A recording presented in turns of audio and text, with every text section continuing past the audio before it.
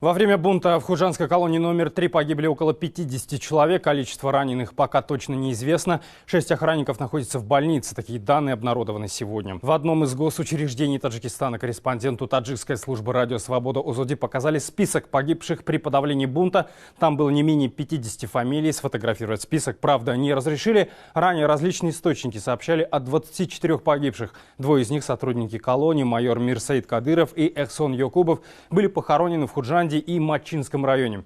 Официально власти по-прежнему не комментируют сообщения СМИ о бунте в колонии. Тем временем нашим корреспондентам стало известно, что убитых при подавлении бунта заключенных хоронят в закрытых гробах. Почему, непонятно. Процесс похорон проходит под наблюдением сотрудников милиции. Беспорядки в колонии строгого режима вспыхнули в ночь на 8 ноября. Источник радио Озоди в правоохранительных органах Таджикистана сообщил, что бунт организовал один из боевиков экстремистской группировки «Исламское государство».